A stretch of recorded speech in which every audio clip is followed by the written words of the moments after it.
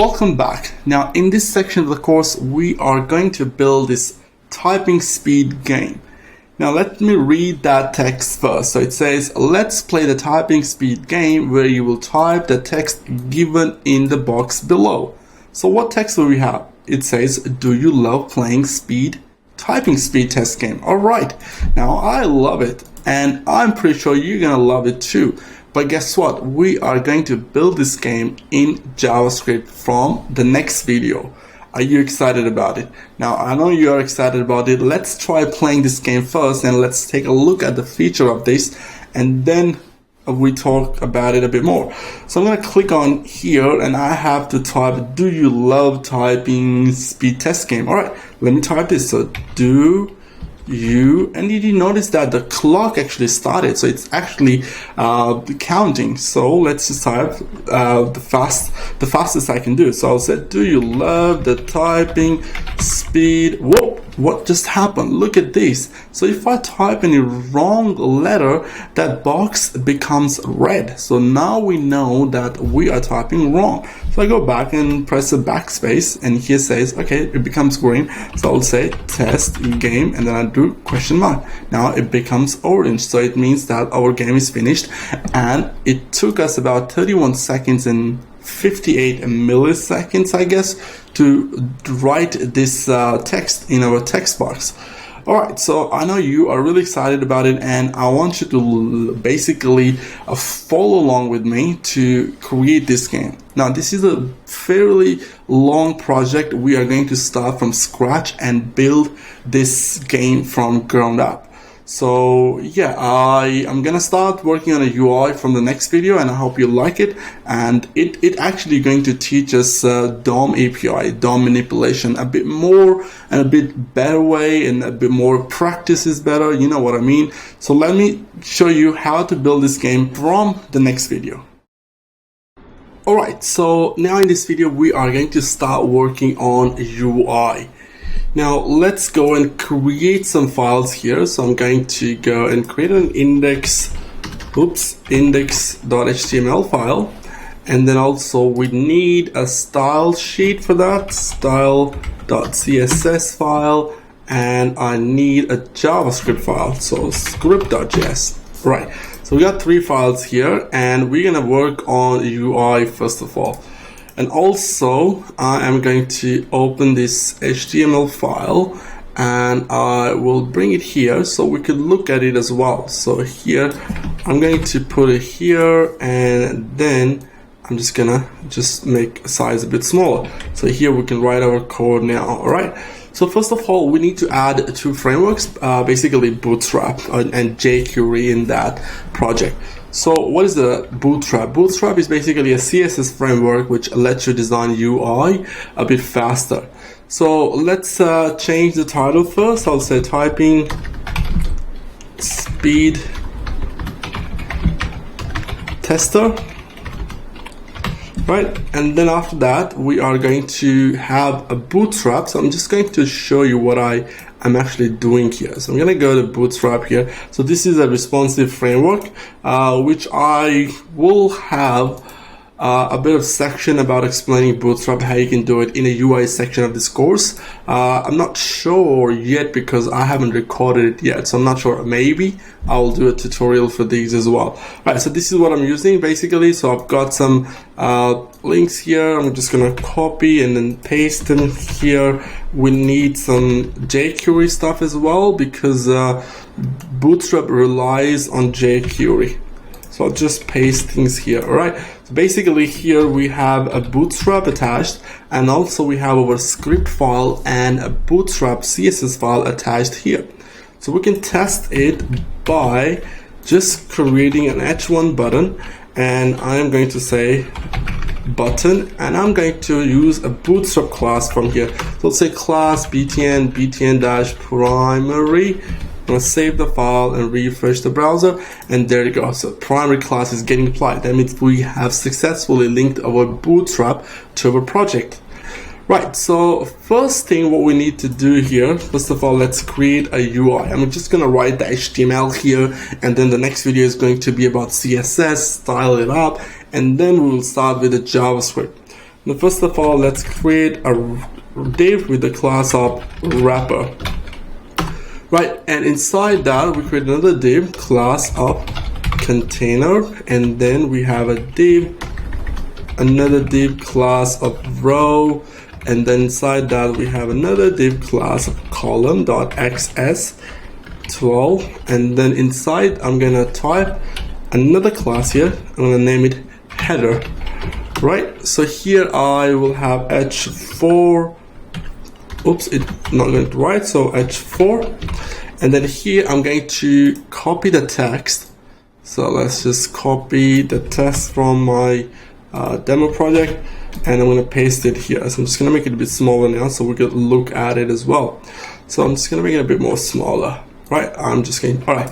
Now, the next thing what we need to do here, that we need to get out of a row.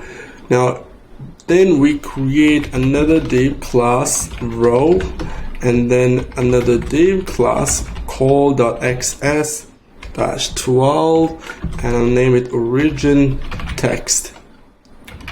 So I'm going to make sure that I write the proper classes, so origin text. Right. Next we are going to use a p class of text, and then I will copy some text from here. I'll say, okay, do you love playing this game? And we'll paste it here. So basically what's going on here, I'm gonna save the file and let's refresh the page. And here we have, let's play the typing speed game where you will type the text given below in the box. And then we have another text in another row. Next we are going to have another row. So let's get out from the row. And here I'll type div class, another row. This is just a bootstrap thing. So if you're not sure about why am I using, it's basically I'm designing a UI here. So I'll say row, and then inside that div class call.xs-12. Then we close the div, and after that I am going to have a div, a class of a wrapper. Or what we can do here, we can basically add concatenate another class. I'll just say text.wrapper. Okay, and after that we close the div, and then we have a text area, and then here I'm going to give it ID first, text area, and also I'm going to name it text, and then we have rows and define the rows to 6. Right, we have to put that in as a string, right? And then we placeholder, we can say start typing the text here to start the game. Right, now we have this thing, and let's refresh the browser and let's see. Okay, we have a text area as well now. Right, so next get out from that row, and I am actually going to basically copy and paste the code to save the time, because this is going to take a bit long to actually write, and I don't want you to, just watch me writing this. All right, so this is the code that we have here to basically, which creates all the components for our UI. Now I'm gonna drop this code in the next lecture, or I'll drop a file. So check it out and just try to match if you have any trouble getting the same UI. So let's finally refresh the page, and right now we can see we have a title, a text for typing, we have a text bar, we have a timer, and then we have a start button, right? So from the next video, I am going to start styling this with the CSS. Welcome back. Now in this video we are going to type the CSS and make our game look nicer, right? So here I have opened index.html file vertically with the css.style file, so I know that what class I'm targeting. Okay, so first of all, let's use the body, all right? And then we can set margin to 0, and then we set the padding to 0 pixel, right? So here we have a pixels as well. So here it will set up, And now I'm going to refresh the browser and see it doesn't have anything. It doesn't really do anything, but we're just setting the body to 0. I'm just going to make it smaller and we'll just expand this a little bit. Right, the next class we are going to target is this header, right? Let's design our header first. So here I'll type header class and I'll give margin top and I'll give it 50 pixel, and then also we have a padding of 50 pixel by 50 pixel. Save the file, and also we want to have a background color, so let's just do the background color and I'll use this dark slate. And also we have a color for the text, so we can just set that to white. And also we have something called a border radius, so I'll just say maybe 10 pixels are fine. Okay, I'm going to save the file and let's take a look. I'm going to refresh it, and there we go. So this is the class we're targeting, and that becomes that now. All right, that really bad looking text becomes look nice now. All right, so next we are going to target origin text class. So here we have defined origin text class, so here I'll just target that class, so origin text, and then here I will have margin, padding, border radius, background color, and the color as well. So first of all, let's say margin, and we are going to define a margin top for 20 pixel, and also we have a padding, so 20 pixel by 20 pixel, right? And also we have border radius, background color, and color. So we type a border radius to, let's just say 10 pixel, and background color we can say the gray or this color is fine, right? And then also we have a color which is going to set to white. I'm going to save it and let's refresh the page, and there you go, that becomes that. Right, so next we are going to target the text. As you can see here, we have a text and we have a little bit of width extra at the bottom. So if I go and inspect this and I click here, and as you can see, we have some kind of a margin, right, for the text. So here I am going to target that text here, the text class here, right? So here we just go and say text class, and I'm going to set a margin to 0. All right, save the file and refresh it, and that fixes that problem, right? The next we have is something called a timer wrapper, right? So this is a timer wrapper we need to target. So let's just go down. I'm going to make a space here so we can write CSS. So I'm just going to make it a bit bigger as well. Right, so here I'm going to say timer wrapper class, and then also we have some sort of a background color for this, so we can set orange for now. Okay, and then we have a padding for that, which is 5 pixel, and also we have a letter spacing. Letter spacing, we need a letter spacing as well, so we can give 2 pixel. And also we can align the content to center, and also we have a border radius for that as well.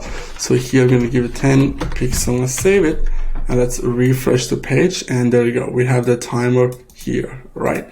And next we can target just a timer. So this is the text inside that, right? This is where we have defined here, as you can see here. This is the timer class. I'm just gonna expand the CSS file a bit more, and then we say timer. Let me grab the timer, and then for that we are going to type font size, and let's just say 3 EM. Okay, and then we have a font weight. I'm gonna set this to bold, not bolder. Bold is fine. And then color, we can set that to white, and margin left. All right, so let's just say 6 pixel. I'm gonna save it. Let's refresh the page, and there you go. That becomes that. Okay.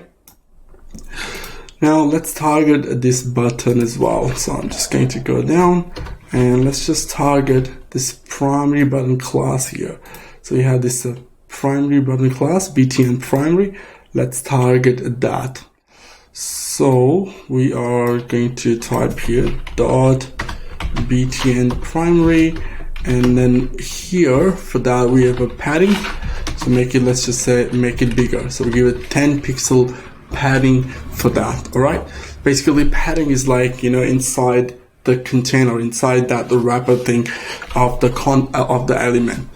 Okay. So, and after that we have, let's just say, border radius. We can give it 10 pixel, and then we have let's make it font bigger as well. So let's make it font to about 3 em, and also we can have make it font weight to bold. All right, I'm gonna save the file and just refresh it, and there you go. That becomes the start button. Now the last thing we can target is over this text area where we actually start typing over text. Now this is a little bit tricky stuff. So now we have this class here called text wrapper. So there we have this text wrapper. I'm gonna target that. Now let's go and say text wrapper. Right, and for that we are going to select something. Let's just give it a margin first. So let's just say margin, I'm going to give it 20 pixel, so it comes down from this text. So here we have this text, we want to push it down, right? So I give a margin of 20, which is like a 4 side, top, left, bottom, and right here. So, and after that we have a border for that. I'm going to say, let's just select the border, and we can say I want to have a 10 pixel border, and the style would be solid, and the color would be, just say by default is green. All right, and then we can border radius as well, which is going to be the similar 10 pixel. Let's refresh it, and there you go. We have something like this. Now to make this make its width properly aligned, we can basically add some more classes here. So we have this class called text area. We define the ID, actually, this text area ID. Let's target that, right? So here I'll just say text area, and we'll just have a space here. All right, so text area, we can just say margin, and I'm going to give a bit of margin on the top. So let's just say top, 20 pixel, and then actually we already given the margin, so we don't really have to do it. So what we can do here, we just type width, and I'm going to say 100%. And let's save it. Let's refresh the page, and that doesn't really affect it. But if I go and change HTML a bit, so what we want to do here, we want to change the HTML, and inside this I am going to put that inside another class. So let's just say div class call, let's say 12, and then we can just push it down, and let's save it. Let's refresh it, and now it becomes a bit larger. Okay, let's make this thing bigger, and let's take a look at it. Now we have pretty much written over CSS. There's a few things that we need to talk about. Now you see this text to type, it's not actually having a proper width. So to fix that, I'm actually using the CSS classes which is from old Bootstrap. But here, if we look at the Bootstrap version here, it's a 4.4.0. But the classes I'm using is from Bootstrap 3.7. So that was the mistake. So for that, I'm going to remove these excess things, and I'm just going to leave a call here. I'm pretty sure we did not really have anything with excess in the project.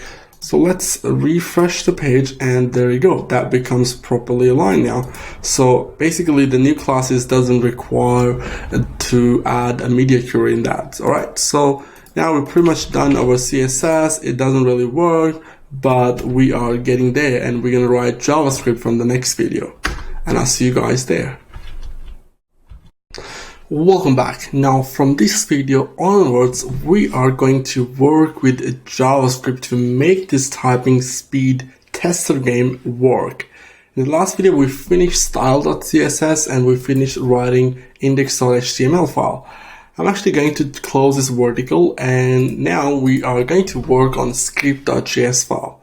Now, first of all, we are going to target some of the elements from the DOM, and then in this video, we will write some comments, and let's try to understand what do we need, what is the problem, what is the solution, what are the steps we need to take, and how we're going to build this application.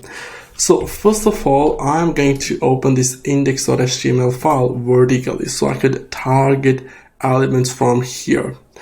So first of all, we are going to use ECMAScript 6 things here. So first of all, we are going to define some constants so we can grab some values. So we can grab some DOM elements and then just store them here. So first of all, let's just say const, and first thing we need is a test wrapper. So I'll say wrapper is equal to, and we can grab it on document.query selector, and here, where is our text wrapper? Now this is our text wrapper, right? So I'm just gonna make it a little bit bigger. Now we're targeting this text wrapper. Let's just say text wrapper, and it's a class, so we need to type dot here to select stuff from a query selector. Now we have a text dash wrapper. Right, I'm gonna make it a little bit smaller, it's too big, so I think we can see the code here. Right, the second constant we need is text area. So let's say test area, right? Select it by using query selector. All right, query selector, and then we are going to target test area. So let's take a look at in our HTML file. This is where we have a test area. So we're going to select that by ID. So we say hash, and I'm going to say text area, right? And we grab that as well. Now let's add another constant, and we want to grab the origin text. The origin text is this text here. So we want to grab this from an HTML. So we say origin, and I'm going to say text is equal to document.query selector, and here what is the ID for that? So here we have this text here. So we can simply target that text class here. Let's save the file, and let's add another const. The next thing we need is this button. The button, we need that as well to start our game again, or reset our game again. So for that, I'm going to name it reset button is equal to document.query selector, and where is the ID for that? So this is the ID, right? Reset. So we can grab that by typing hash here. Let's say reset, right? We got that as well. Now what else do we need? We need the timer as well, isn't it? So for that, we are going to create a constant again, and we can name it the timer, or we can call it timer. It's up to you, but let's just call it the timer, right? We say document.query selector, and we can grab it by using this class timer, right? So here we're inside dot timer, right? Okay, so now we're gonna test it that we are getting all of the DOM elements on these variables. So how do we do that? So I'm gonna say console.log, and here I'm going to make a duplicate copy of this 1, 2, 3, 4, 5, and inside that I'll say test wrapper. Let's come down, test area, and then we have origin text area, and then we have a reset button, and then we have the timer. I'm going to save the file and let's go. First of all, let's check we have this script file attached here, right? So we know that it's going to be working fine. So let me just grab this and open the console. I'm going to refresh the page and I'm going to open the console by typing Ctrl-Shift-I. That's on the Windows. Now once I open this, I can see that I have the first div here, text wrapper. Then we have this text area. Then we have this text where we type here. We have the button there. We have the timer there. So we're successfully getting all the DOM elements. Now, what is the next step? How do we design an application and how do we basically start thinking like a programmer? Now, let me show you how to think like a programmer. I'm going to remove all of this because we took one step, we verified that, and we know that we're getting all the elements. The next thing is write your pseudocode. Okay, the pseudocode means that this is what's going to happen. And if that happens, then I'll do this. And these are the requirements and these are the solution. And this is how we do it. So first of all, let's type some comments here. So first of all, we need some comments. So let's just say we need to have a function which will reset everything. So we type reset everything, right? And also we need to have some event listeners for all the keyboard input and a click event. Okay, so we can do that as well. So event listeners for input, and we need a keyboard input, and we need a reset button event as well. So reset button event. Okay, now that's what we need. Now we need to have a function which will help us to start the timer. Now we obviously want to start the timer. Then when we want to start the timer, we want to start the timer when we start typing in that text area. So we can say, okay, I need to have a start the timer function, right? Or start the timer area where I'll write this kind of code, right? Next up, there's another thing we need to do. We need to match this text to the text we have given to type it into the text box. So for that, we need to have a functionality which will match the text entered with the provided text on the page. So we can say, okay, match the text with provided text on the page, right? What else do we need? Now we need to have a function which will create us this clock. We need to have a clock here, right? I'm just gonna make it like this here, and I'll just expand this a little bit, right? And then I'll bring it back whenever we need it. Right, so we need to have something where we could basically create a clock. So we can just say, let's run a standard clock or just create a clock. We'll just say create a clock. So we're going to create an analog clock. What else do we need? Now we have something to do with adding 0 to the numbers, or basically 9 or below. It's purely mathematics, okay? This is going to be purely mathematics. So now it depends how good you are with the mathematics. So here I can say in the comments, add a leading 0 to numbers 9. Okay. Now we have written our comments and we know what are the things we need, right? So from the next video, we will start writing some code. Welcome back. Now in this video, we are going to start adding the basic block of our code. For example, we want to add some event listeners. We want to have a couple of functions. So let's go and define some event listeners. So first of all, let's go to this UI. Now, first thing what we want to do here, we want to trigger an event when we start typing in the text box. So for that, we can go to our code, and here we can target this test area, which is this text area box, so we can track that, right? So I'm gonna say test area dot add event listener, and what event we want to put in. So we want to track key press. So when we press the key, that's when we want to track, right? So I'll type key press, okay? And then the second parameter which required here is what function, what callback function we want to run. So I will just simply say I want to run a start function, right?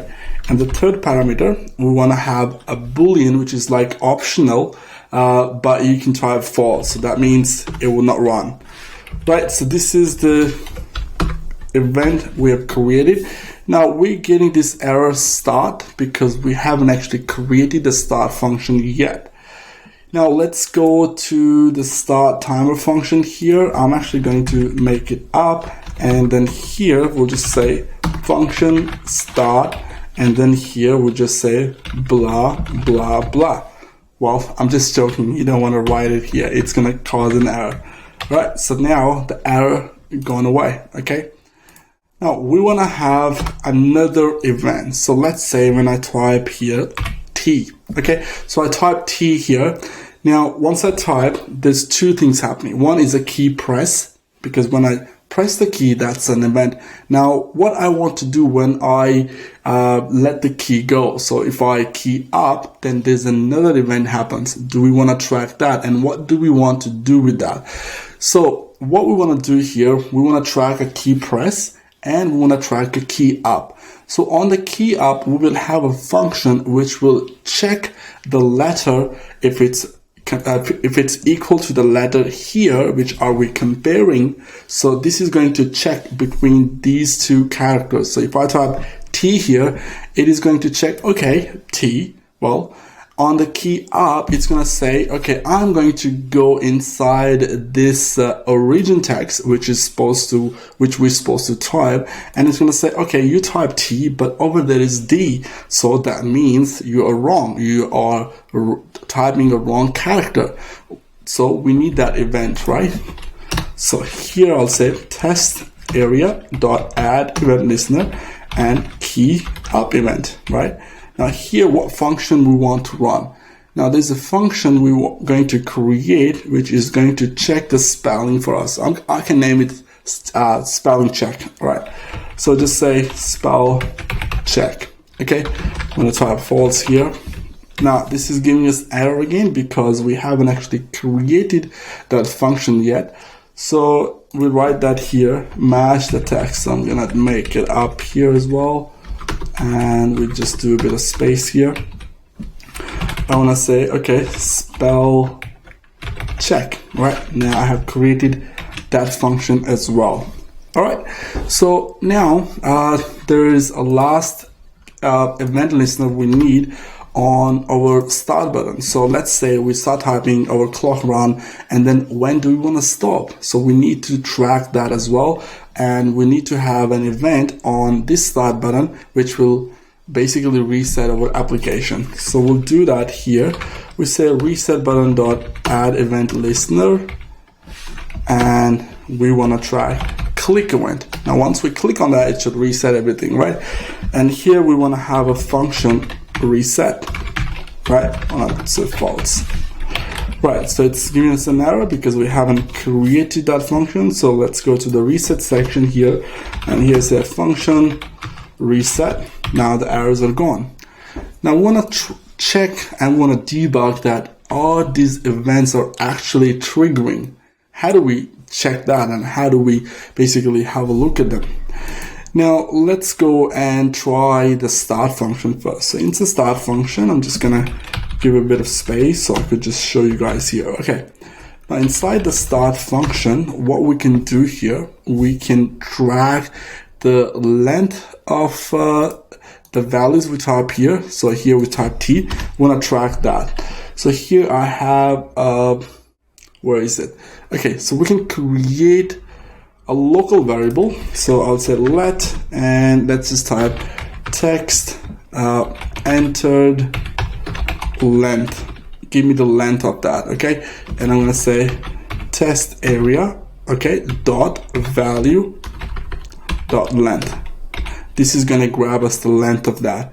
and then we can just console.log here dot, let's just say text enter length, right? And after that we have right, semicolon here, right? So next let's go and check for a reset. So now once we click on that button, this function will trigger. So we can say, okay, console.log and say in the string form, say recent button was pressed, right? Let's save the file. And also we have something in a spelling check to see whether we are triggering that event or not. So I'll create another variable and I will name it text entered, right, is equal to, so text here dot value. Okay, and we can console that log as well. So we want to find out that if that actually triggered. So say text entered. All right, I'm going to save thing. Now you see this error here, the red line, because PHP Strong basically saying, okay, you're writing ECMAScript 6, which is a new version of JavaScript. Do you want to change the default language to ECMAScript 6? So click on this red bulb here, and I will click on yes, change the JavaScript language version to ECMAScript 6. Click on that, and the error will go away. Right? I'm gonna save the file, and let's go here and refresh it. I'm gonna open the console. Okay. And let's come down here. Okay, I'm just gonna bring it down. Now let's say if I click on the start button, it says a reset button was pressed. So I'll just go start. So you see, it's actually triggering that event. Now if I start typing, I say D, and here we're printing out whatever we type here. So we're giving the length as well. So right now the length is 0, J, A, you see this? The text we can grab. So whatever I type here, this is the text I'm grabbing. How cool is that? Right, so our basic building block are done. In the next video, we are going to continue working on our application. Welcome back. Now, in this video, we are going to work on our start function, and also we are going to create a runtimer function, which will help us to create a clock, which is a digital clock, right? So it's a bit of mathematics involved in that. So yeah, let's go and do it. First of all, I'm actually going to go in the start function, and here I'll just remove the console.log. Now here I want to write a code. I will say if the text entered dot length is equal to 0, then we will want to run this set interval. Okay, and then we want to say run timer. Now let's just remove this code for a second. Now let me explain to you. Let's just say we will create a function run timer, and we will run this function. Okay, now this is going to give us an error because this function is not there yet. So create a clock section, and here we call function, and we say run timer. Okay, now whatever we put logic in that function, we want to run it on 10 milliseconds. Okay, so for that we have a built-in JavaScript function which runs and calls the function over and over again. So let's implement that. So now here, first of all, that is called set interval. All right, and here we type run timer, and we want to say, okay, I want to run it 10 milliseconds. Okay, right, I'm gonna save the file, and now let's just say we run it console.log timer, right? Let's save it, and now when I start typing here, it will call this runtimer function and will start consoling log. Okay, so let's just save the file and let's just refresh the browser, and I'm just going to make it bigger. Now here I'm going to type something. Okay, 1, there we go. So it's keep running timer. So how many times it's just keep running, right? So we're gonna have to stop it by refreshing the browser. It's taking a lot of resources. Now we know that our set interval is working. Right, so now I'm going to go up here, and I want to have an array of some values. So here we have 1, 2, basically we have minutes, seconds, and a milliseconds in the clock watch, okay? So for that, first of all, let's just define let, I call it timer is equal to, I'm going to make an array for 0, 0, 0, 0. So we have 4 values there, right? It's a little bit of mathematical concepts here, which I don't want to go in details. Once you look at the code, you will understand what's happening here. So we have a timer variable, which has 4 values here. And after that, we want to remove this console log. And what we want to do here, I'm actually make this out a little bit so we can see the code. Right, I'm going to make it bigger now. Right, so here, what I'm going to start writing our logic to create a clock. So first of all, let's say let, and we want to have another variable, which is current time is equal to, and I'm going to set that to timer index 0. And then also we have, this codes plus timer, and we want to have index 1, right? Then we want to concatenate it with this, right? With the colons. We want to have another one. We have a timer, and I want to say it 2, right? I'll explain to you why we had 4 values, not 3 values here. Just be patient, all right? So here we have a current time, which we set to a timer index value 0. So this is going to be this value. And then we set that to 1 to index value this value. So it said I type 2 here and I type 3 here. And I'll just say, okay, console log current time, right? I'm going to call this function run timer function. And then we'll see our time here, okay?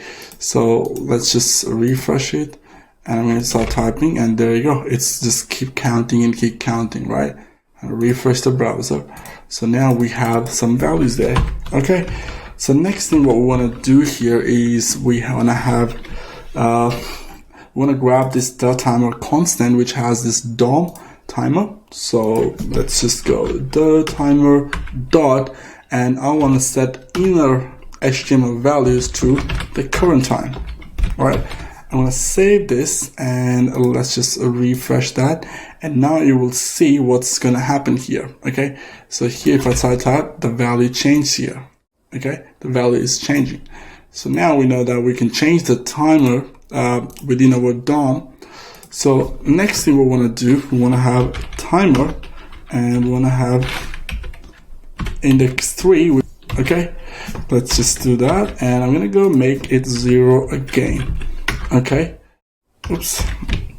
Let's save the file, and let's just refresh the page, and I'm gonna start typing, and then start type, and the value becomes 0, but it's not actually incrementing that timer, all right? We'll fix that. Okay, so we have this variable current time, which is like we are setting this here. Now we want to timer the index 3, we want to increment that. So let's just save and refresh the page, and we want to run this event. So run timer will run from here, spelling check, start function, okay? So when the text is equal to 0, then run this, okay? Type here, right? So now let's go back and finish some code here. Right, so we have done that, current time. And now I'm going to actually copy and paste the code here, which is a little bit of logics, which you can look up and just try to understand what's happening here. So basically, this is the code. Now we have the timer index 0, which is this value here. And also we have a math.floor. We have a timer index 3 divided by 100 and divided by 60. Now this code is available online. These kind of logics are available. You don't really have to be a mathematician to become a programmer. So there's a lot of places that you can get this. And me too, like I got this from somewhere. I just searched for how to create a clock, digital clock. The code I got is this codes, right? So you can look up online as well. So I'm going to save this now, and I'm going to refresh the page, start typing, and there you go.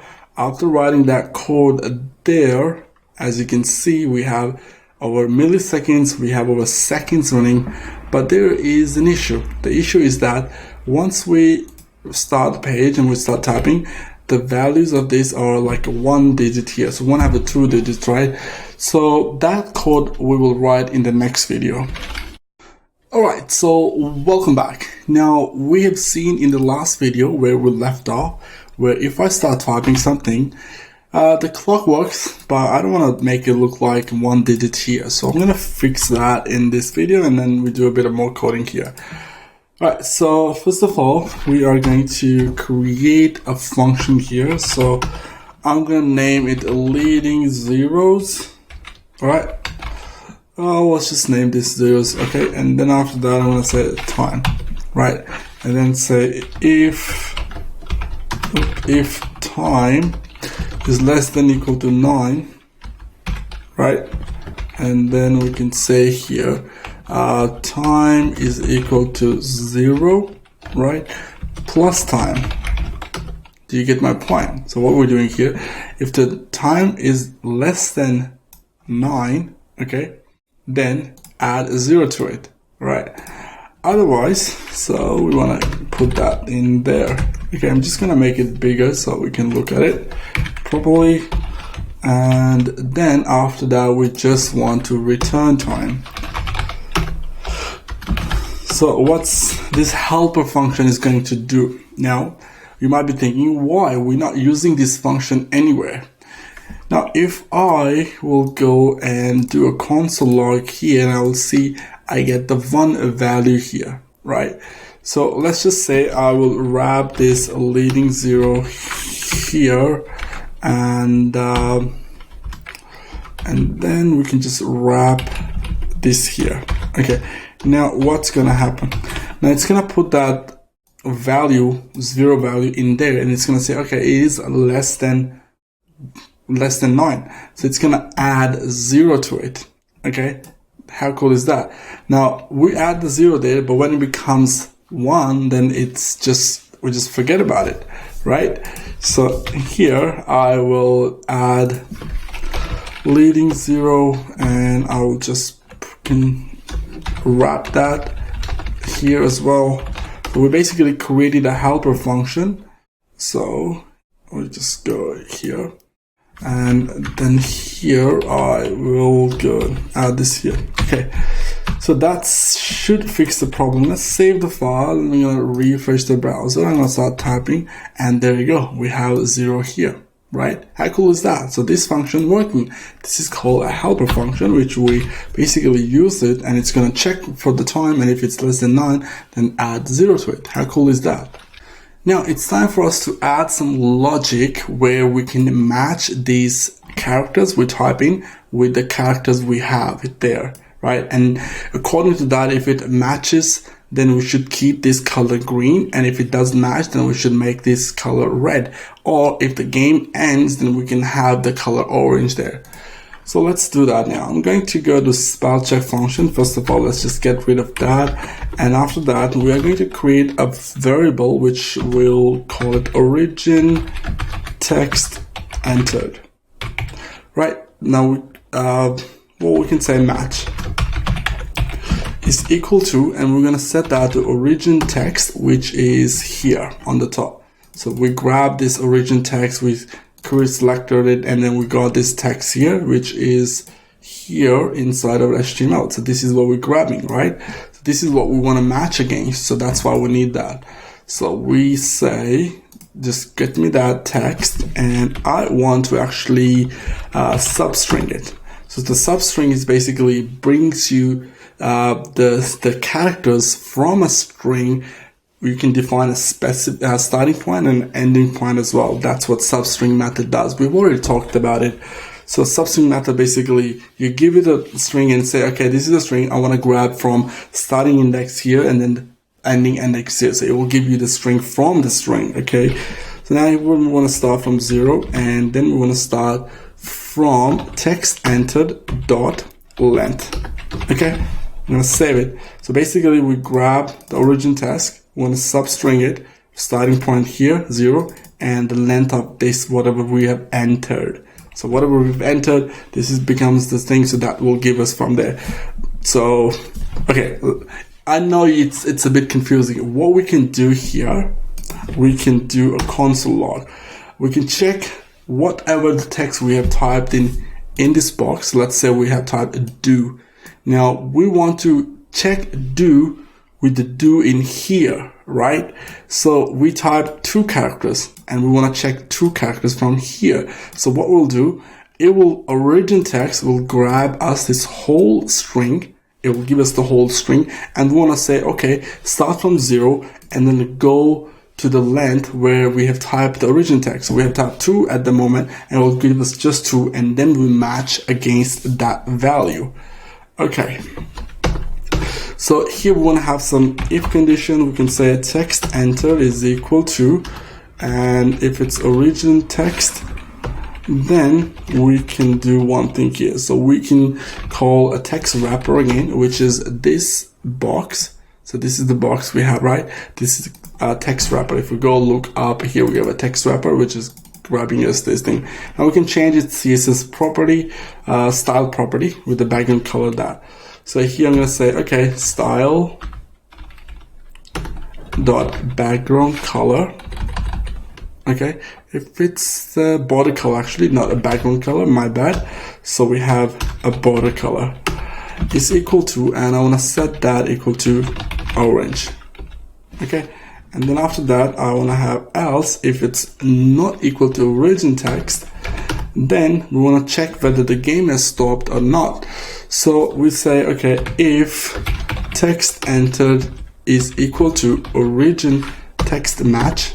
Okay, if it's matching to this one, then come back, and then text wrapper should have this style property, which a border color should be, we can say green. And here I will type, let's just say green, right? Else, if it's not that, then we can say test wrapper dot style dot border color is equal to, we can call it red. All right, I'm going to save the file, and now we have to do something with a reset function, but let's test it out. I'm going to refresh the page. I'm going to type do. So we get an error. It says type error, origin text.substring is not a function. Now we want to learn debugging as well. So what if you get a lot of errors during your learning curve? Then I want to show you how you can debug as well. We'll have a separate section for debugging JavaScript application, but let's take a look. Now I'm getting this substring is not a function. Now why it's not a function? Because we know the substring function is applied to a text or a string, right? And we want to check that what is the origin text, why it's saying on origin text substring is not a function. For that, I am going to go to source, and I will just make this like this, okay? And then let's make it bigger. Let's make it a little bit more bigger here. Now I'm going to, let's say timer is running, so I will type something here, and it's still giving an error. I'm going to breakpoint here. So breakpoint means that you tell compiler that, hey, once you get there, stop. I want to see what are you compiling. So I'll say, okay, I breakpoint here, and then I'll start typing, and then the compiler comes and it stops. Now, if I hover my cursor onto origin text, and I can see, oops, this is not a string. This doesn't look like a string because it's an object, and it has some values. So for example, it has an inner HTML value, which is a string. What you want to grab, it says, do you love typing speed tester game? We don't want to grab the origin text, but we want to grab that string. That's when we can call Substring Method on it. So we figure out what is the problem. So the next is, how do we solve it? Well, we will hover over the cursor, and I want to say it's an object, so I can grab .inner HTML. So there's two ways. I can say, okay, origin text .inner HTML, and then on this, I'll call it .substring. That will fix the problem as well. So I'm going to save it, and let's just refresh the browser. I'm going to enter the breakpoint, remove the breakpoint. We can go down there and start typing. Okay. Now still nothing's happening here. Now it's saying, okay, this is now we're getting an error. Okay, so let's just do a breakpoint here now and a breakpoint again. Now let's see what happens. So I'll just refresh the browser. So I'll just type, and it comes here and says it's an object. This is a text, that's substring, but still we're calling the substring on an object. We want to wrap it in a parenthesis. And instead of doing all of this, why can't we just go to a constant, and here we can say, I don't want to grab this object. Instead, give me an HTML on the top right there. And then we can store that into origin text here. So let's go down, and I'm going to remove this inner HTML. We don't have to wrap it in a parenthesis. I'm going to save the file. And now we have test wrapper. I want to make sure we have this test wrapper. Well, there's an issue here. So here we have the problem with the variable. Now we're going to look for what is going on. Why did we get this error? So we had this error here, right? So we want to break one. We want to see what's going on here. Now here we can see this is kind of grayed out using a PHP Storm here. So I want to change the name here. So I'm going to say, okay, now it knows that what we're talking about. What is a text wrapper now? Now PHP Storm. Now the JavaScript or browser compiler will understand this. Now let's go and refresh the browser. We will remove the breakpoints. And then I'm going to start typing. First, let's type the correct. So do you, and I'm going to type A. Oh, well, I was supposed to type L, but I typed S. Now it turned to red. Let's finish the sentence. So love the typing speed test game, and done. Now there we go. So once we match it properly there, this is just a Grammarly extension of Chrome. Don't worry about that. This is not an error actually. This is from this Grammarly plugin. I'm going to turn it off as well. Keep working, disable until next time. Right, I turned it off. Okay, so now we have that we color star, but the clock is still working. Right, we want to do something about our reset function. We want to make sure it stops, and once we finish the game. Now I'm going to refresh the browser to not let it use the resources of a PC. Alright, so now it's time for us to go and visit the reset function here. First of all, we want to have a variable defined right on the top. I want to have two variables here. So I'm going to say, first of all, I'm going to say interval, right? And then the second one, we want to have let time running. Okay, I want to say false. Okay, I'm going to say false. Right, now we have two things here. So let interval and time running. Now down here we go to set interval, and I want to grab that and put that into interval so I can just stop the interval whenever I want. So I'll just say interval is equal to this expression here. Right, now we have done that. So in the start function, we want to do something like this as well. I'm going to say timer, want to say timer running is equal to true. So when the timer starts, we want to set that variable we just defined on the top. Here it says false by default, but when we start the game, it should be saying time is running. I can say timer running instead of time running. And then on the top, we can say timer. It's more meaningful variable names, I guess. So we got that. So in the start function, we can say, okay, start the timer, make it true value, and then we want to say interval. We can grab the interval from there as well. Now the start function is done. We have two variables on the top, and now it's time for us to go and visit the reset function. All right, let's go. Inside the reset function, the first thing what we want to do when we click on this start button, what we want to do is we want to stop the interval. So interval, which is running this clock, we want to stop it, just stop it. To stop the set interval, we can call this clear interval, and the reason why I stored that set interval to this variable, because I want to just stop it. So I can say here which interval I'm talking about. I'm talking about this interval. That would go and clear the interval. It will stop that. And after that, I want to set interval to null. I would say, okay, make null. And after that, we want to get this value and put them to the default value. So here we'll go and we say, okay, timer, put that value, whatever you have currently, put them back to the default value we have. Okay.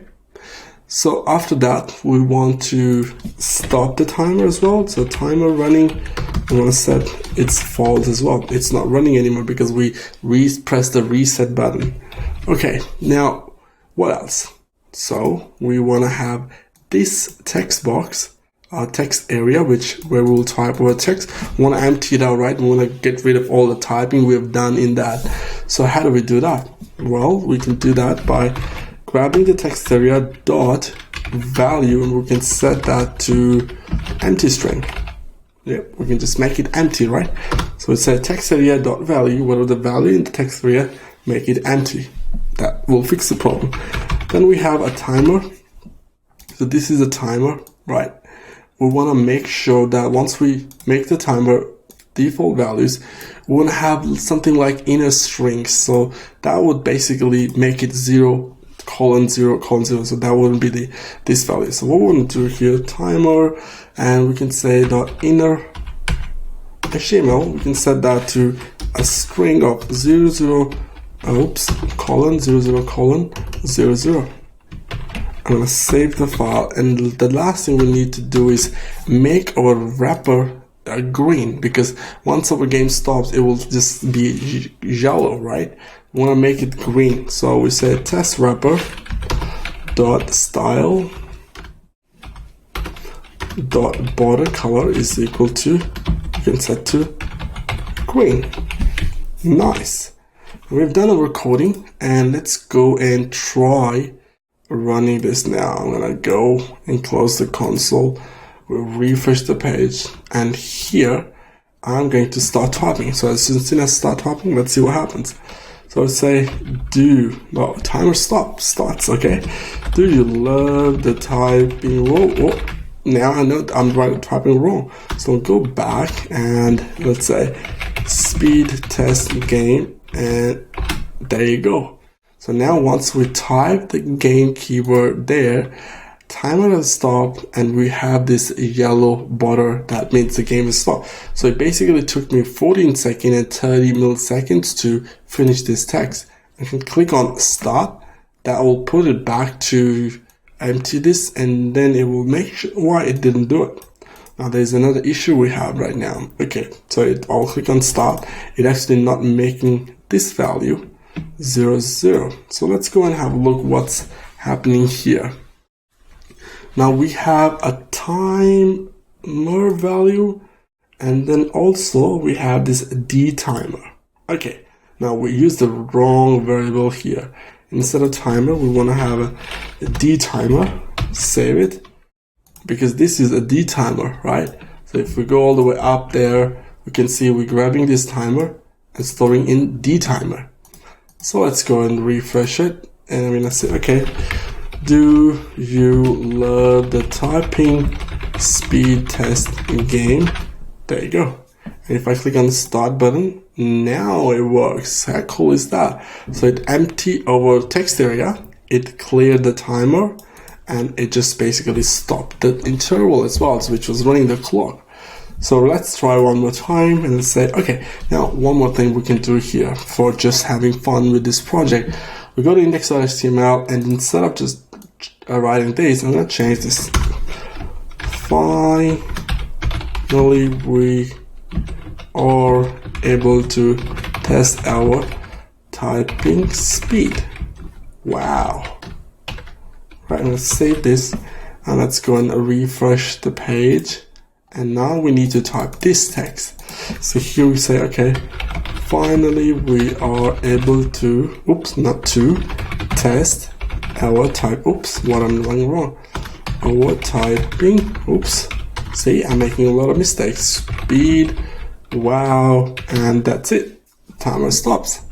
Alright, so I hope you guys enjoyed this project, and I hope you learned a lot here. So we've seen how we can grab the elements from the HTML, put them in the variables. We've seen how we use the set interval. We've seen how to make our code a modular, break it apart, put them in a separate function. Every function does its own job. So yeah, I hope you like it, and make sure you check out the code for this complete project. I'll drop the whole 3 files code in as an article actually, so you can grab, copy and paste and create your files and just put them into your any IDE, whatever you're using, right? So yeah, thanks for watching, and I'll see you guys in the next section of the course.